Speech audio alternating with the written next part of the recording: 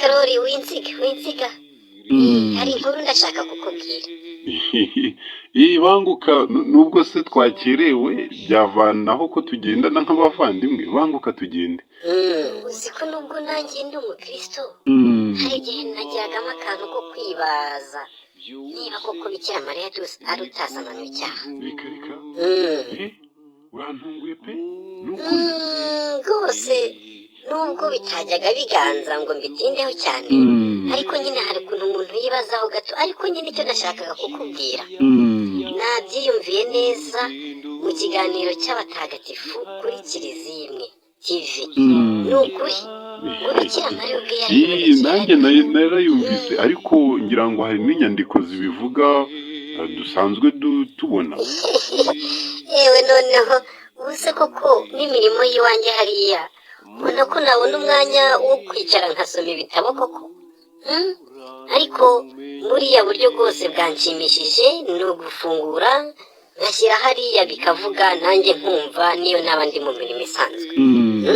yewe hora uranyibukije, nari ndimo nsoma amateka ya Kiliziya Gatolika mu Rwanda, ariko rwose ni birebire ntago nabirangije, narabicikiranye.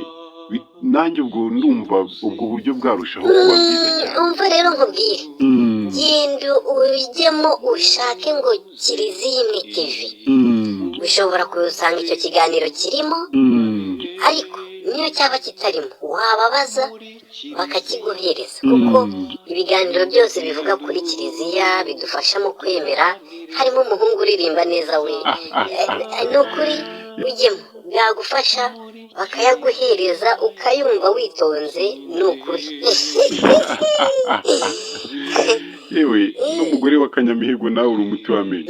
none se ubwo ibyo kuririmba bije bite kandi mu kiganiro cy'abatagatifu? aririmba neza ahubwo waza kubwira Venansiya ko nabonye umuryango remezo wacu ufite abantu bose bitanga, bashobora kuza nabo babireba bakumva ayo mateka, ntadufashe twenyine, akaza kubivuga nyuma y'ijambo ry'Imana. nabwo ni ubutumwa. ntibuke unyibutse rwose dutanga ubwo butumwa kandi birakwiye. none se urumva udafite ibyishimo ko nawe wabimenye ko ibyo washidikanyaga byarangiye? tugende. bavandimwe kurikira televiziyo Kiliziya Imwe umenye amateka atandukanye ya Kiliziya, umenye amateka y'abatagatifu ndetse n'ibindi biganiro bidufasha mu kwemera kwa Kiliziya Gatolika. genda Kiliziya Imwe kwaje uri igisubizo.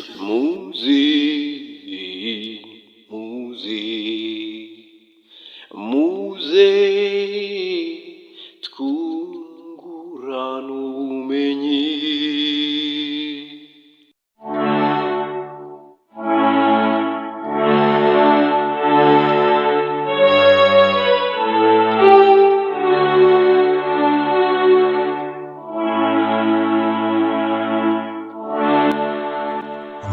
amahoro kuri mwe mwese abakunzi ba televiziyo Kiliziya Imwe, ndetse n'iki kiganiro tumenye kandi twigire ku mateka y'abatagatifu. ikaze rero iwacu kuri televiziyo Kiliziya Imwe mu biganiro bitandukanye twungurana ubumenyi mu kwemera muri Kiliziya. uyu munsi tugiye kurebera hamwe amateka y'abatagatifu Theophile na Domina. umunsi mukuru w'abakristu 20,000 bahowe Imana Inikomedia, uruhererekane cyangwa se tradisiyo rw'amateka y'abakristu b'abagereki, rwawushyize kuri Noheli yo ku mwaka wa 302.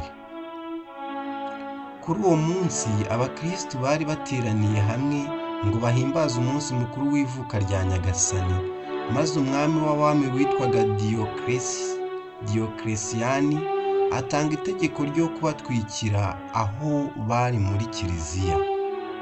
Nikodemiya wari umujyi wo muri Aziya ntoya muri Turukiya y'ubu. Diyokiresiyani yari yarawuzamuye awugira umurwa mukuru w'ako karere. Mu ntangiriro y'igisekuruza cya 4, umwami w'abami witwaga Makisimiyani yatanze itegeko ryo gusenya za kiliziya z'abakristo, gutwika ibitabo bitagatifu, kubuza abakristo uburenganzira ubwo ari bwo bwose, ndetse no kubambura ubwenegihugu. Icyo gihe mu rugo rw'umwami w'abami rwari i Nikodemiya i Nikomedia habaga umuherezabitambokazi w'imana z'abapagani witwaga Domina cyangwa se Domina, wari utunze rwihishwa igitabo cy'ibyakozwe n'intumwa ndetse n'amabaruwa ya Pawulo mutagatifu. Mu mutima we yari afite inyota ikomeye yo kumenya byimbitse inyigisho za gikristo, nuko yiyemeza kujya kureba rwihishwa. Umwepiskopi Sirilo abifashijwemo n'umugaragu w'umukristo witwaga Idesi. Nuko umwepiskopi abigisha ivanjiri hanyuma ababatiza bombi. Muri iyo minsi Domina atangira gufasha abakene uko ashoboye kose, kubera ko banze kurya ku biryo bivuye ku meza y'umwami, kuko byabaga byatuwe ibigirwamana. Barafashwe barakubitwa bikomeye kugira ngo bavuge impamvu ibibatera, hanyuma bajugunywa mu buroko. Bashoboye gutoroka uburoko bahungira mu kigo cy'abihaye Imana b'ababikira, maze Agata wakiyoboraga yambika Domina imyambaro y'abagabo, amwogosha imisatsi ye, hanyuma amwohereza kuba hanze y'icyo kigo cy'abihaye Imana. Muri icyo gihe umwami w'abami agarutse avuye mu ntambara, yatanze itegeko ryo gushakashaka mu gihugu hose uwo Domina wahoze ari umuherezabitambokazi. Abasirikare boherejwe basenye ikigo cy'abihaye Imana b'ababikira, babajugunya mu buroko, babagirira nabi cyane, cyakora ntawe bafashe ku ngufu. Umwe muri abo babikira witwaga Teofila wari wahawe igihano cyo kujugunywa mu nzu y'amahabara ngo afatwe ku ngufu, yafashijwe n'umumarayika wa Nyagasani amurwanaho ntihagira ushobora kumutesha ubusugi bwe. Nuko umumarayika amusohora muri iyo nzu y'amahabara amujyana muri kiliziya.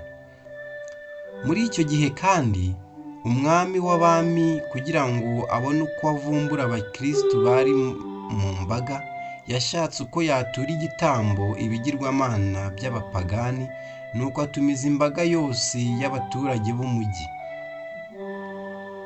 Igihe batura ibitambo, yategetse ko amaso y'amatungo yatuwe ibigirwamana amishwa mu mbaga iri aho, maze abakirisitu bari mu mbaga batangira kuyivamo. Umwami w'abami abibonye ararakara cyane, ariko yirinda guhita abica. Hashize igihe gito, umwami w'abami Makisimiyani yasanze abakirisitu muri kiliziya aherekejwe n'abasirikare be. Abwira abakirisitu guhakana Kristo kugira ngo barokoke igihano. Byaba bitabaye ibyo, agatwika kiliziya n'abayirimo bagapfiramo. Igihe rero abakirisitu bagera mu bihumbi 20 bari bateraniye muri kiliziya ya katedrali y'i Nikomedia ku munsi w'ivuka rya Nyagasani kuri Noheli yo mu mwaka wa 302, umwami w'abami yohereje ingabo ze kugota kiliziya no kuyitwika. Abanza kohereza intumwa ye ngo isabe abashaka gutura ibitambo bigirwamana basohoke, nuko habura n'umwe usohoka. Icyo gihe Antime wari umwepiskopi wasimbuye Sirilo kuri iyo ntebe, yabonye ko kiliziya igiye gutwika, atura igitambo cy'Ukarisitiya, abatiza abigishwa, abakirisitu bose basangira igitambo cy'Ukarisitiya, nuko bapfira muri iyo kiliziya batwitswe. Mu bapfiriye muri iyo kiliziya harimo Agata, umukuru w'ababikira, hamwe na Mutagatifu Theophila, marayika yari yazanye muri iyo kiliziya. Muri icyo gihe Mutagatifu Domina yari yihishe mu buvumo atunzwe n'ibyatsi. Yagarutse mu mujyi, ageze ahahoze kiliziya arira cyane avuga ati, Imana ntiyasanze nkwiriye guhabwa ikamba ryo gupfana n'abo bahowe Imana bapfiriye mu kiliziya. Icyo gihe Domina yari acyambaye imyambaro y'abamonaki b'abagabo. Nuko ageze ku nyanja abona abakirisitu bagiye gushyingura Idesi, wa wundi wamuherekeje, bakajyana kureba umwepiskopi Siriro kandi bakabatirizwa hamwe. Nuko amaze gusaba guhabwa umurambo wa Indisos, yawushyinguye mu cyubahiro kiwukwiriye, agahora ku mva ye kandi agahora amutura ububani. Nuko abapagani baza kubwira umwami ko hari umuntu utazwi uhora ajya gutura ububani ku mva z'abakirisitu bahowe Imana. Nuko umwami ategeka ko Domina acibwa umutwe. Icyo gihe Domina yiciwe hamwe n'undi mukristo witwaga Eutime.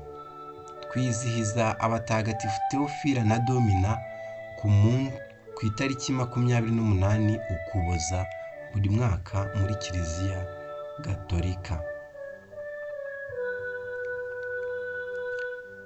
Theophila na Domina batagatifu, mudusabire. Byakusanyijwe na Padiri Theophile Twagirayezu, Diyoseze ya Byumba. Uwaba afite igitekerezo cyangwa inyunganizi yatwandikira kuri izi nimero cyangwa se akandika muri comment hano kuri YouTube tukaza mumusubiza. Nyagasani Yezu nabane namwe.